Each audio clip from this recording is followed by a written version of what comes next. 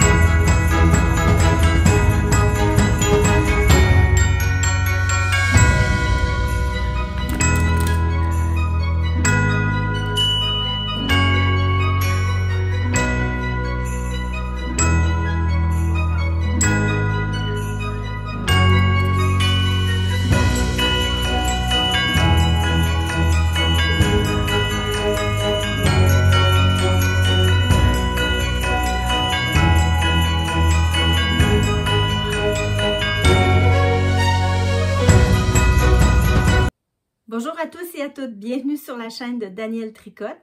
Je suis Danielle qui est derrière cette chaîne que je fais depuis maintenant presque 4 ans. Alors, bienvenue, bienvenue au nouveau et merci de vous être abonné. Si ce n'est pas encore fait, je vous invite à le faire. Vous avez simplement à cliquer sur abonner, ça ne coûte rien et ça fait en sorte que le référencement sur YouTube est plus conséquent quand on a des abonnements. Alors, merci aux anciens qui reviennent de vidéo en vidéo. C'est toujours très, très apprécié. Merci aussi pour tous vos excellents et gentils commentaires, toujours dans la bienveillance, toujours de façon très gentille et très généreuse. Merci infiniment. Je lis tous les commentaires, bien évidemment. Je réponds à tous les commentaires ou si j'ai pas le temps d'écrire un mot, eh bien, sachez que quand je mets le petit cœur, ça veut dire que je vous ai lu. Donc, n'hésitez pas à m'écrire, n'hésitez pas à commenter cette vidéo, n'hésitez pas à partager. C'est comme ça qu'on fait grandir la chaîne et c'est comme ça qu'on grandit tous ensemble dans notre passion commune qui est le tricot et les arts du fil. Alors, nous sommes aujourd'hui dimanche le 1er décembre. Et oui, le coup d'envoi de la période de l'Avent est maintenant commencé. Vous allez avoir tout au long du mois de décembre, du moins pour la période de l'Avent, une pléthore, je dis bien une pléthore de vidéos Vlogmas. Et on va en avoir pour notre argent, croyez-moi, il y a énormément de youtubeurs et de youtubeuses qui nous proposent dès aujourd'hui des vidéos Vlogmas. Je les remercie déjà d'avance parce que le travail de faire des Vlogmas et de les mettre sur YouTube à chaque jour est un travail colossal. Alors, merci infiniment à toutes ces personnes qui vont produire des Vlogmas pour notre plus grand plaisir. Donc, moi, ce que je vais vous proposer durant le mois de décembre, ce ne sera pas des Vlogmas. Malheureusement, j'ai vraiment pas le temps et l'énergie pour faire des Vlogmas à tous les jours. Par contre, j'avais envie de souligner un peu la période de l'Avent à ma façon. Alors, ce que je vous propose, c'est une vidéo par semaine durant tout le mois de décembre. Donc, aujourd'hui, je commence ma première vidéo. Et puis, tout au long du mois de décembre, je vais partager avec vous 25-30 minutes de vidéo à chaque semaine avec des petits moments de vie, des petits moments en cuisine, évidemment, principalement du tricot. mais un peu de blabla aussi autour de la fête de Noël et du sens qu'on veut apporter à cette fête. Donc aujourd'hui, on est, comme je l'ai dit, le 1er décembre. Je vais vous présenter en ouvrage terminé les ouvrages de l'automne, les tricots de l'automne qui sont maintenant terminés.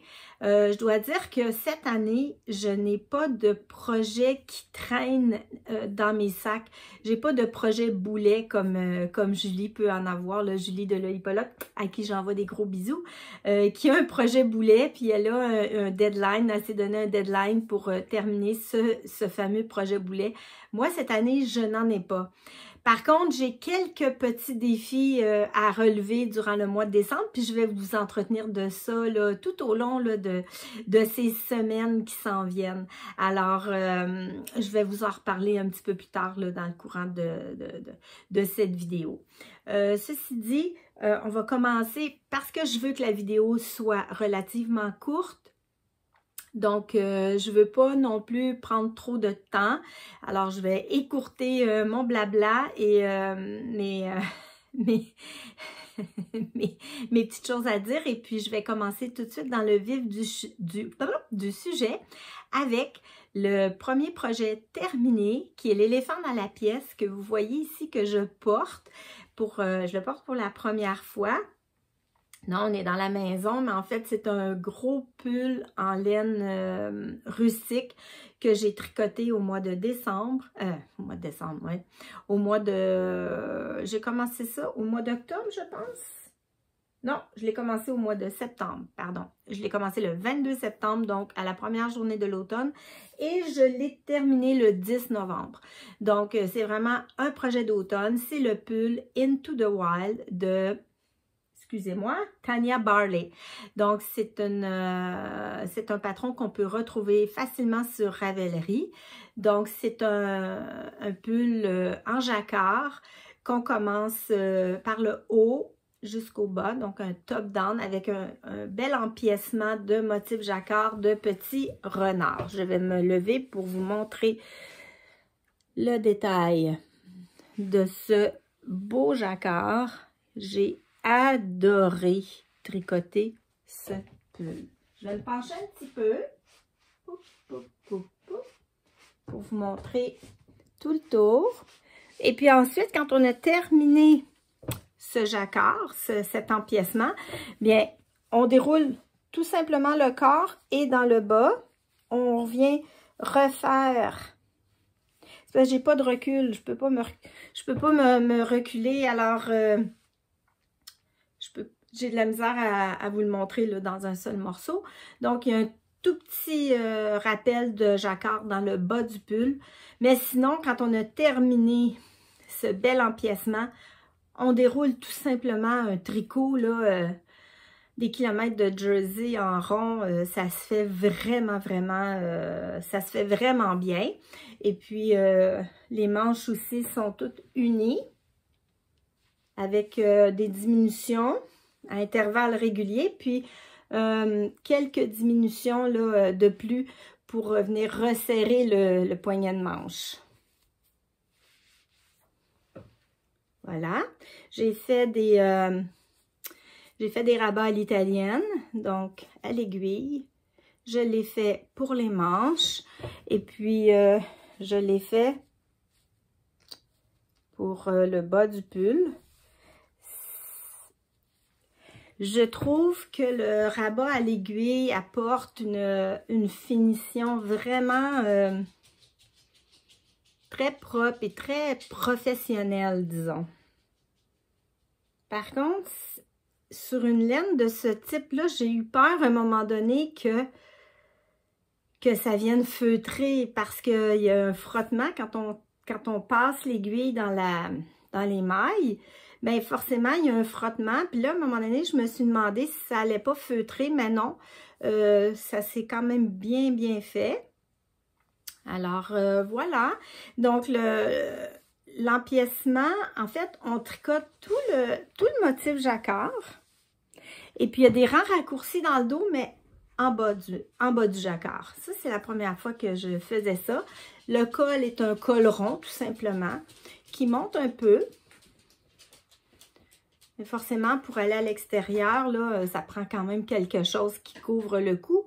Mais même, je pense que quand moi, je vais le porter pour aller à l'extérieur, je vais quand même me rajouter là, soit une écharpe, soit un autre col que je vais tricoter ou en tout cas, quelque chose pour venir vraiment cacher. C'est un pull qui est extrêmement chaud et j'ai l'impression que même à des températures de entre -5 et 0, là, facile, je peux porter que ça. Avec un genre de doudoune par-dessus, là.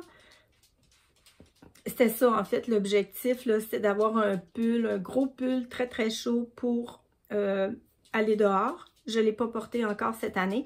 Peut-être que dans les prochains jours, prochaines semaines, je pourrai le porter parce que ici, la température, elle est semi-hivernale. Disons, on est comme en deux, là. Il fait très gris. Parfois, il pleut, parfois, il neige, mais on n'a pas d'accumulation de neige au sol. Donc, on n'est pas encore vraiment dans la vraie grosse hiver. Donc, je pense que c'est un pull que je pourrais encore porter là, pendant les prochains jours là, pour aller faire mes petites balades avec Rosie.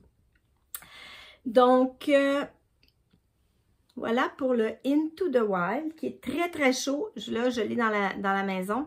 Je vais le retirer dans quelques instants parce que c'est beaucoup trop chaud.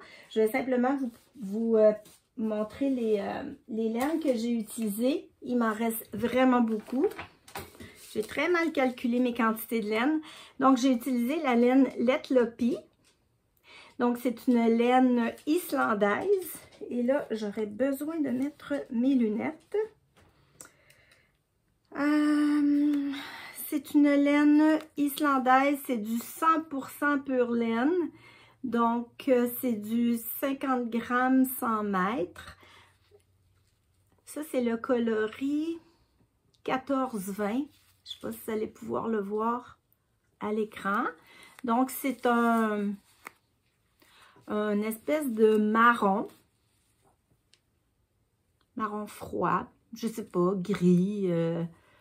Il y a aussi des petites nuances à l'intérieur de roux qui sont très, très, très, très subtiles. Donc ça, c'est pour mon coloris principal. Et pour les contrastes, j'ai utilisé... Ah, puis je vois que j'ai oublié le blanc ici, les crus, là. Je ne l'ai pas avec moi. Pour faire les beaux renards, là, j'ai utilisé ce coloris qui est le 1704. Pour les renards. Et puis, la laine contrastante noire, c'est la 0059. Donc, c'est une laine rustique islandaise de chez Istex. Et ça, c'est la Letlopi. Il y a différents...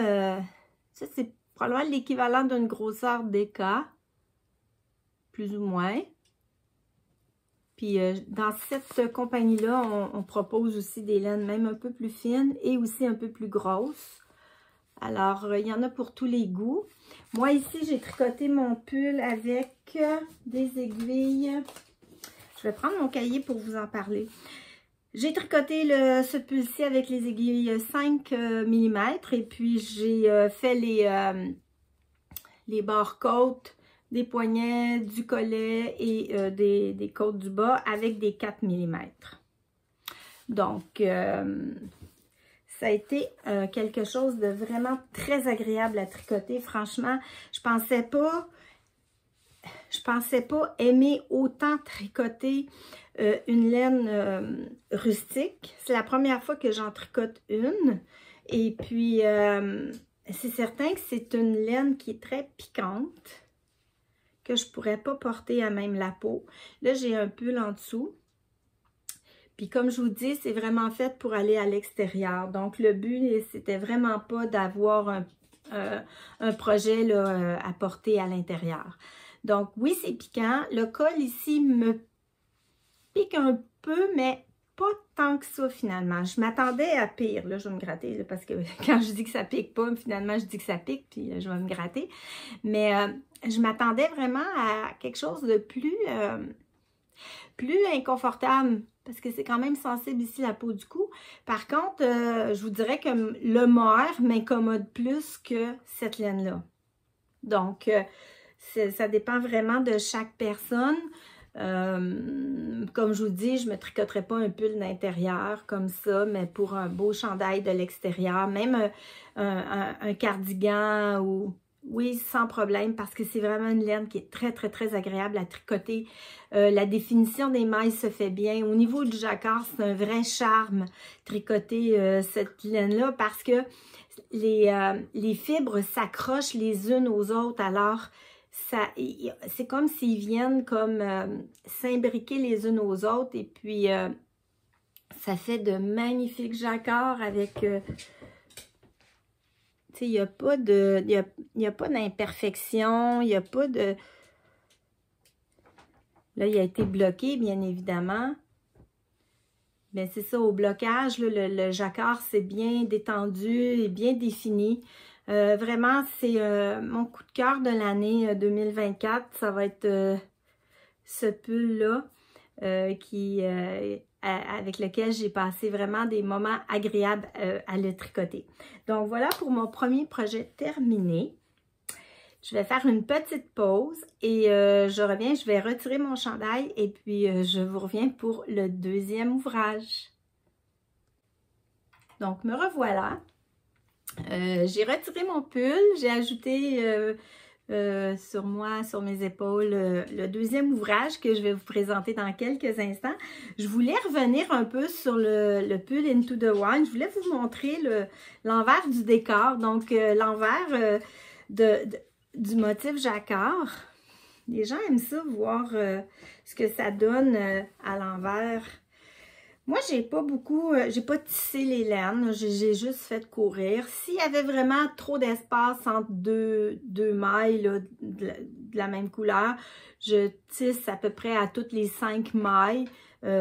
Puis c'est pas fixé, là, ça dépend vraiment. Des fois, quand j'y pense, je le fais. Si je le pense pas, ben je le fais à un autre moment donné. Alors, je suis pas de celles qui vont tisser maille par maille, mais je vous montre l'envers. C'est presque aussi beau que l'endroit. Puis comme vous voyez, il y a quand même des grands, on appelle ça des floats, là, en anglais. Des grands brins qui viennent s'attacher là, plus loin. Dans le bas aussi, on voit qu'il y a des grands floats. Je trouve que quand on fait ça de cette façon-là, le tricot a moins tendance à se resserrer. Il est un peu plus souple, en tout cas selon moi, selon mon expérience à moi. Et puis, il faut comprendre que ce type de laine-là va se feutrer à la longue. Donc, il n'y a pas vraiment de danger d'accrocher un fil, là. Oui, on peut toujours l'accrocher, là. Mais je veux dire, dans le concret, là, j'ai bien l'impression que ça va un peu se feutrer tout ça et que ça va en plus densifier un peu le tissu puis que ça va être encore plus chaud. Donc voilà, pour l'envers, je vais vous montrer, ici c'est l'envers du pull. Je vais le remettre à l'endroit pour montrer le petit jacquard qu'il y a dans le bas du pull. Regardez. Voilà. Donc ça, c'est le petit motif qu'il y a avant d'entreprendre les côtes de la fin. Donc,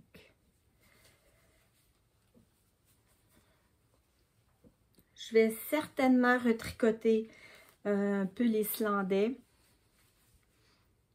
avec peut-être de la laine Lopi ou un autre type de laine rustique comme ça, parce que j'ai trouvé ça très très agréable. Puis j'aimerais ça avoir quelques gros pulls là, pour aller marcher, pour aller me balader. Donc peut-être pourquoi pas un par année. Ça pourrait être intéressant de tricoter un gros pull par année comme ça. À voir. Je voulais aussi revenir sur les quantités que j'ai utilisées. Que je n'ai pas écrit. Je ne l'ai pas écrit, mais je pense que je l'ai écrit dans mon Ravelry. J'ai pris 6 pelotes de laine contrastante, je crois. 6 ou 7. Pas dans les laines contrastantes, pardon. Dans la laine principale, la couleur principale, j'ai pris 7 pelotes, si ma mémoire est bonne, et une couleur de chaque, là, le roux, le écru et le noir. Puis moi, ben, j'en avais acheté 2 de chaque. Alors, j'en ai encore une quantité assez conséquente. Je pourrais refaire très certainement d'autres vêtements pour y apporter des petites touches de couleur. Peut-être, je sais pas, on verra. Peut-être que je pourrais faire un petit peu la rosie avec... je sais pas si ça la gratterait si je tricotais un genre de petit pull pour aller dehors. Je sais pas. Je sais pas. Le rosie est très fragile. Elle a des allergies à plein de choses. Je sais pas si ça serait confortable avec ça. On verra.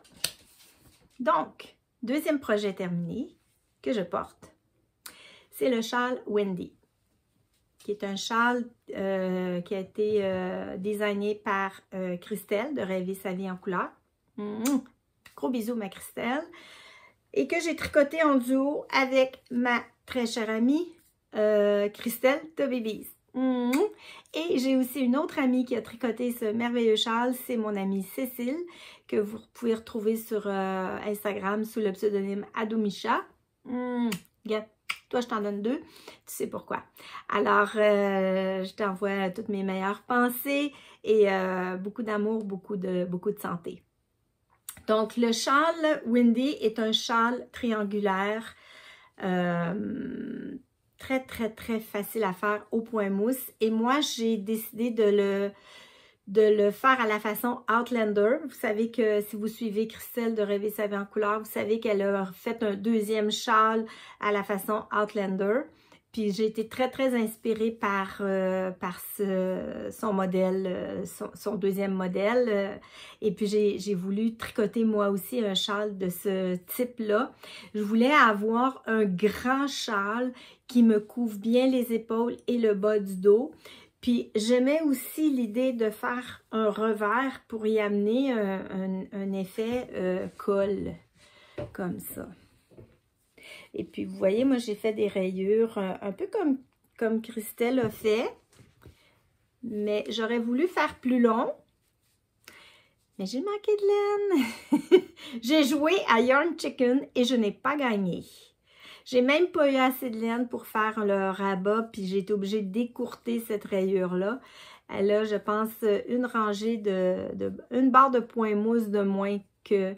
Celle-ci, elle a une barre de moins que celle-là. Et puis, c'est une laine qui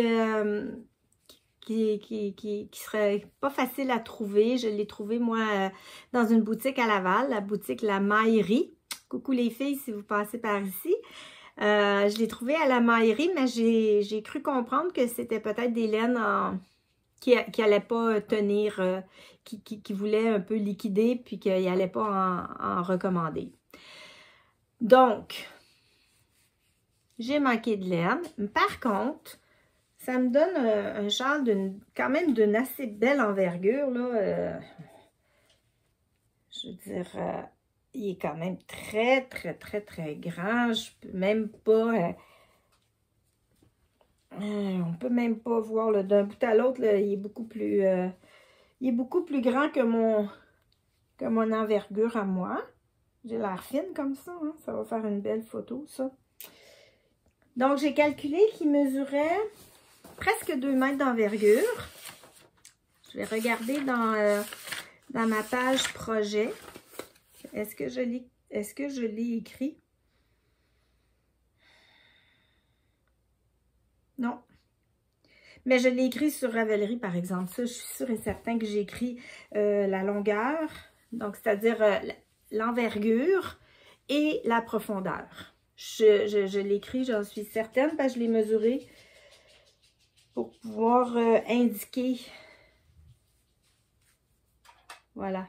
Donc, c'est un châle qui se commence par... Je peux en parler un peu parce qu'il est gratuit, le patron. Merci à toi, Christelle, d'avoir rendu ce patron accessible à tous. On monte quelques mailles et puis ensuite, on vient installer une arête centrale avec des augmentations de part et d'autre. Puis c'est de cette façon-là que le châle augmente. Et tout au long de la bordure aussi, il y a des jetés pour augmenter, pour venir faire là, les deux ailes du châle. Donc, moi, j'ai fait la première maille, plutôt que de la tricoter, je l'ai glissée avec le fil devant. Donc, je glisse la maille pour la tricoter à l'envers, comme pour la tricoter à l'envers, avec le fil devant. Et ensuite, je repasse le fil derrière et je tricote. Ça donne un effet comme une petite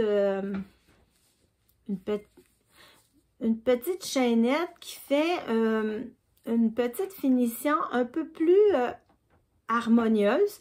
Puis parfois, j'oubliais de le faire et puis on peut voir ici, quand on oublie de le faire, là, quand on fait juste tricoter la maille, là, ça nous donne une petite boulette comme ça. Donc, au lieu d'avoir la chaînette, on a la petite boulette ici. C'est le cas de le dire, c'est une petite boulette. Et voilà, je l'ai oublié encore une fois ici. Mais généralement, j'ai quand même pas mal tout le temps pensé à glisser ma maille, mais c'est arrivé. Regardez ici, j'ai une autre petite boulette là, dans la laine noire. C'est moins facile à voir, là. Mais somme toute, l'intégralité du projet, à part quelques petites boulettes, là, j'ai glissé ma maille et je trouve que ça fait une belle finition. Une belle petite chaînette. Et puis, j'ai utilisé 3 écheveaux de déca pour faire la couleur principale, ce beau roux-là. Donc, c'est des écheveaux de 200 mètres, 100 grammes 200 mètres. Donc, il y a 3 écheveaux de roux. Et puis ensuite, j'avais un écheveau de noir. Mais évidemment, plus on avance dans le projet, plus il y a des mailles. Donc, plus il y a de mailles, plus ça prend de la laine. Donc, malheureusement, c'est un petit détail que j'avais oublié parce que si j'y avais pensé, j'en aurais acheté 2 des écheveaux de noir parce que j'aurais aimé avoir au moins 5 rayures. Puis là, ben, j'en ai 3. Puis entre les rayures, ce que j'ai fait, petite personnalisation du châle, c'est que j'ai fait une bande de jersey de 2 rangs en jersey entre chaque rayure, comme pour bien les délimiter. Je ne sais pas si on peut le voir. Ça se voit pas tellement, mais moi je le sais. Puis je trouve que ça donne un bel effet. Quand on le voit là, visuellement, en vrai, là, ça donne un bel effet. Donc, j'ai tricoté ce châle avec des aiguilles 5 mm. Il est tout en point mousse. Et quand on le porte, mais c'est d'une douceur, je vous dis même pas. Autant la laine, le chandail Into the Wild là, est une laine très, très rustique qui pique. Autant celle-ci, là, c'est de la douceur. Je vais me tourner. Je vais vous le montrer. Je vais vous montrer un petit peu. Je sais pas si vous voyez, là. Voyez-vous? Oui. Voilà. Puis, j'étire mes bras de chaque côté. Et puis, on pourrait même, si je veux, là, je peux même... c'est un peu serré. Évidemment, si ça avait été un petit peu plus long, j'aurais pu faire le tour. Voilà. Comme ça.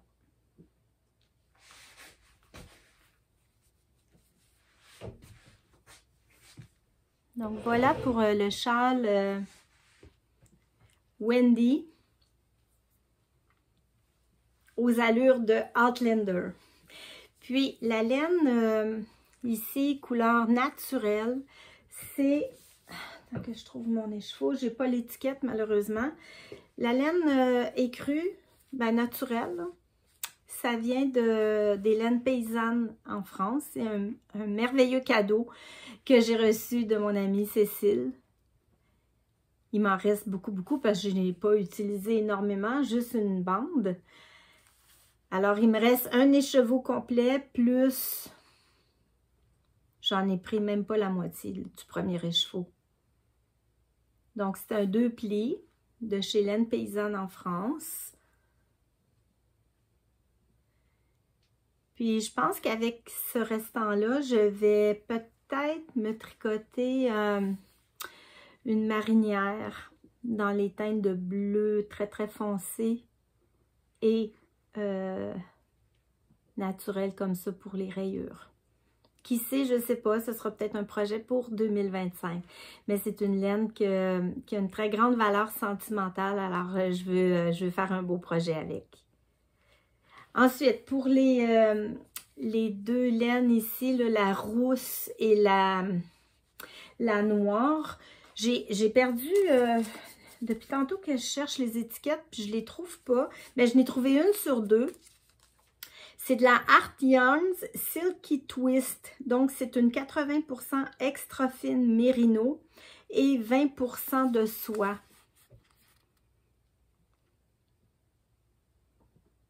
Voilà, c'est un produit, c'est une laine qui a été, une laine qui vient des États-Unis. Donc moi je l'ai trouvée chez La Maillerie à Laval, mais ils n'en tiennent pas. Je pense par contre que chez Mon Tricot à Sutton, je pense qu'ils la tiennent, mais c'est vraiment sous toute réserve. Je le sais pas. J'ai cru comprendre qu'ils la tenaient, mais je suis vraiment pas certaine. Donc, c'est vraiment une belle laine. Franchement, là, c'est doux. Ben, en plus, hein, du point mousse, c'est très moelleux, c'est très squishy. Je ne l'ai pas bloqué. Soit dit en passant, là, je n'ai pas bloqué ce projet et je n'ai pas l'intention de le faire. Parce que je trouve que c'est pas nécessaire. Il n'y a vraiment aucune nécessité de bloquer ce projet. En plus, j'ai pas la place pour bloquer un grand châle comme ça en plein hiver. Ça me tente pas du tout de le bloquer. Donc, moi, je vais le porter comme ça. Puis voilà, il me convient parfaitement. Je l'adore. Je suis hyper contente. C'est un autre beau projet là, de 2024. Et puis, ça va conclure en fait mes projets terminés de 2024 parce que ceux que j'ai commencé ou que je m'apprête à commencer, évidemment, ne seront pas terminés en 2024.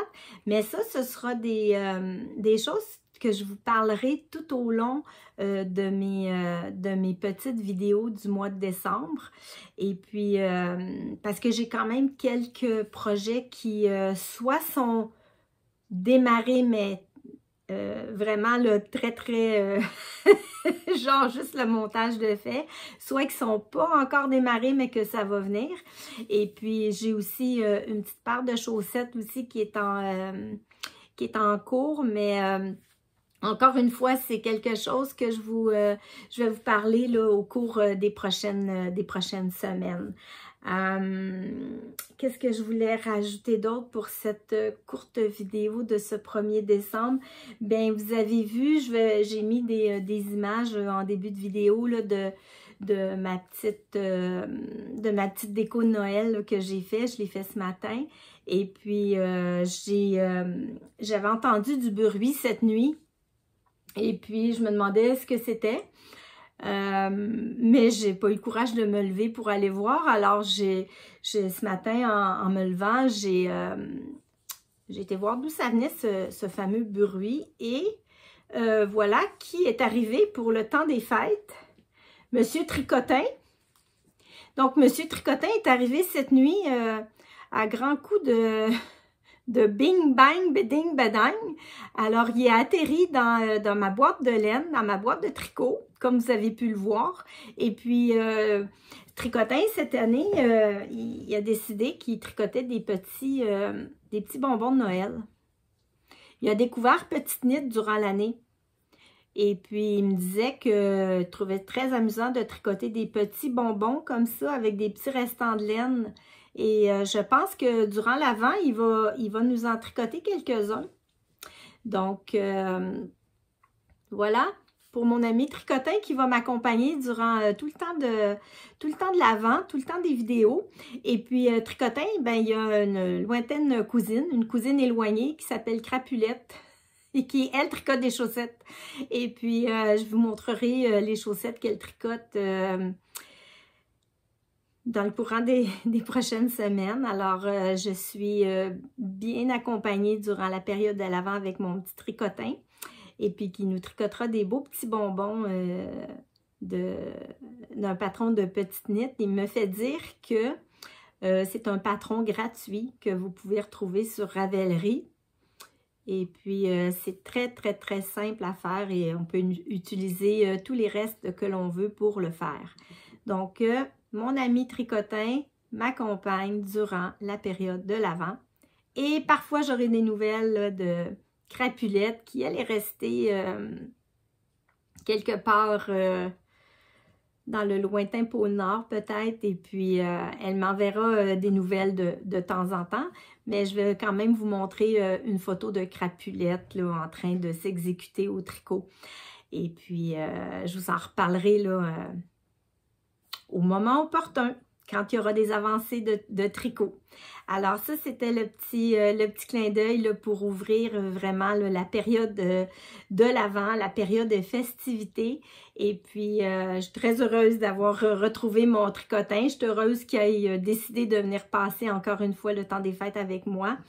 Et puis, on aura le temps de parler, lui et moi, et je vous ferai la traduction là, de ce qu'il me raconte. Donc là, je vais redéposer Tricotin ici sur la table.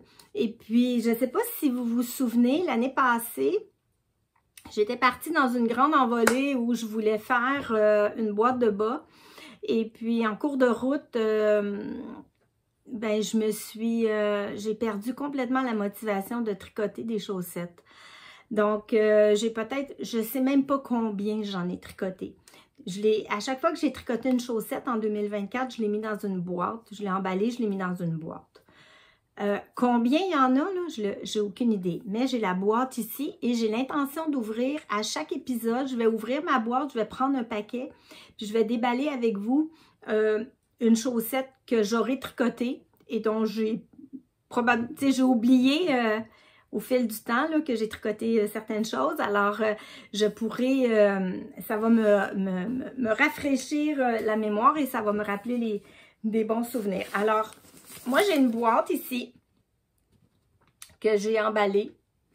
Et puis, à chaque fois que je tricotais une paire de chaussettes, je la mettais dans la boîte.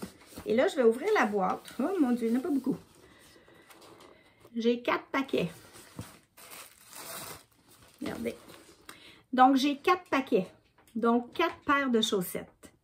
Je vais déballer avec vous en direct une paire de chaussettes par semaine. Et puis, de mémoire, comme ça, je vais vous en parler. Et puis, si je m'en souviens pas trop, ben je consulterai mes notes et vous en reparlerai ultérieurement. Alors, aujourd'hui, je vais piger. Je vais les mélanger parce que là, j'ai vu les papiers.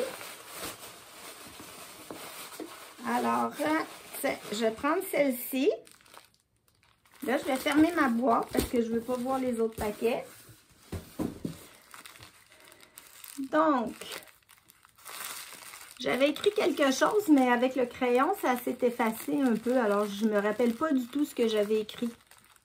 Donc, dans un beau petit papier très festif avec des ballons. Et je vais ouvrir cette petite chaussette qui est, ma foi, très d'actualité puisque c'est une chaussette de Noël que j'ai tricotée. C'est pas arrangé du tout, hein? C'est vraiment pas arrangé. Je l'ai choisi vraiment de façon aléatoire et bon, on sort ça ce matin. Donc, c'est une chaussette vanille que j'ai tricotée dans une laine commerciale là, au motif de Noël avec des petits brillants dedans. Je ne sais pas si on peut le voir. Je ne sais pas si on peut le voir. À peine, là, mais on les voit. Moi, je les vois très bien là, à l'œil nu. À la caméra, c'est moins évident. Donc, une belle chaussette. Je suis trop contente d'avoir déballé celle-là parce que je vais pouvoir les porter déjà pour la première journée du 1er décembre. Je vous retrouverai les informations pour le prochain podcast, prochain vlogmas, je ne sais pas trop comment le dire. Donc moi, mes chaussettes vanille, c'est un montage à la turque. Ici, j'ai fait une pointe. On dirait que j'ai fait une pointe en étoile, mais je ne suis pas certaine. Je pense que oui. Oui, j'ai fait une pointe en étoile, ce qui est quand même assez rare que je fais ça. Je devais être très inspirée l'année passée quand j'ai tricoté ça. Une pointe en étoile, après ça, on fait des augmentations, on tricote en jersey jusqu'à...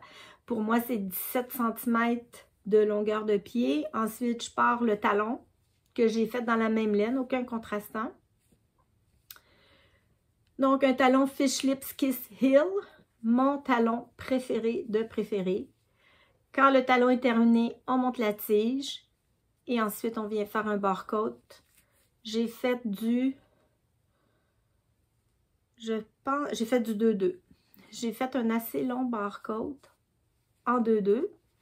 Puis j'ai fait un rabat très élastique pour que le pied puisse passer. Alors, premier cadeau de Noël, ce sera ça, moi, mon déballage. Hein? J'ai pas de calendrier de l'Avent. Et puis, j'aurai aucun déballage à faire devant vous. Mais je vais vous déballer mes petites chaussettes que j'ai tricotées durant l'année 2024. Donc, la première, c'est une chaussette de Noël. Je suis très contente de les avoir déballées en premier. Voilà.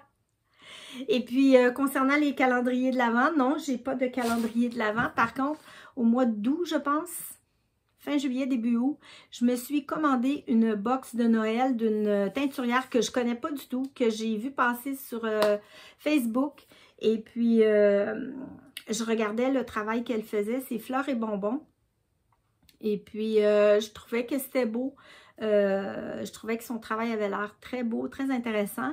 Et puis, j'ai passé une commande pour une box de Noël que je recevrai éventuellement, je ne sais pas quand, parce qu'elle m'a écrit pour me dire qu'elle avait eu des petits ennuis puis que l'envoi serait peut-être retardé, mais que oui, j'allais la recevoir quelque part au mois de décembre. Donc, j'attends cette box de Noël. C'est la seule chose que j'aurai à déballer cette année. Ici au Québec, Canada, en fait, nos postes sont en grève. Alors, quel beau moment pour faire une grève et garder toute une population en otage. Hein? On ne peut pas envoyer de cartes de Noël cette année. On ne peut pas envoyer non plus de colis, à part que si on fait affaire avec des compagnies de type UPS, Purolator ou des choses comme ça. Mais bon, Post Canada, ça reste que c'est le moyen le plus facile d'envoyer des choses. Et pour l'instant, donc on est presque à 3 semaines de grève maintenant. Et puis, ça semble pas... les négociations semblent pas avancer beaucoup. Donc... j'ai l'impression qu'on n'aura pas, on ne pourra pas envoyer nos cartes de Noël cette année. Moi, ça m'attriste beaucoup parce que j'aime beaucoup envoyer les cartes de Noël. Ça fait partie des choses que j'ai gardées comme tradition, surtout pour les personnes plus âgées qui aiment recevoir la fameuse carte, le petit mot écrit à la main. J'envoie, tu sais, à certaines personnes très précises, à chaque année, j'envoie une carte. Et puis là, ben cette année, à moins qu'il y ait un revirement de situation très rapide, là, Mais là, pour l'instant, il n'y a pas d'envoi possible là, pour l'instant. Puis en plus, on peut imaginer qu'avec 3 semaines de retard, si, mettons, le conflit se terminerait demain, je suis même pas certaine en postant des cartes demain, elles arriveraient à temps. Je sais pas, je dis n'importe quoi, mais il y a 3 semaines de retard dans la distribution du courrier. Donc, pour envoyer des cartes de Noël, on s'entend que c'est pas la fin du monde. Il y a des gens quand même qui attendent des choses importantes, des documents importants et qui sont un peu pris en otage avec ce conflit-là. Donc, je souhaite de tout cœur que les parties s'entendent et que ce conflit se règle le plus rapidement possible parce que bien qu'on fasse beaucoup de choses de façon virtuelle avec des emails, avec des documents qu'on s'envoie par courriel et tout, il reste que la poste, c'est quelque chose d'important et d'essentiel dans la vie des gens et j'espère que ça va se régler rapidement. Ceci dit, quoi vous dire d'autre avant de fermer cette vidéo? Je voudrais peut-être terminer sur... c'est peut-être pas très joyeux ce que je vais lancer là, mais moi ce matin, ça m'a fait beaucoup de peine. J'ai écouté la vidéo de Chantal Fraîcheur-Mentalo, la dernière vidéo qu'elle a sortie, je pense qu'elle a sorti hier ou avant-hier. Et Chantal nous annonce qu'elle fait une pause des réseaux sociaux, entre autres de sa chaîne YouTube, et qu'elle ne sait pas si elle va revenir.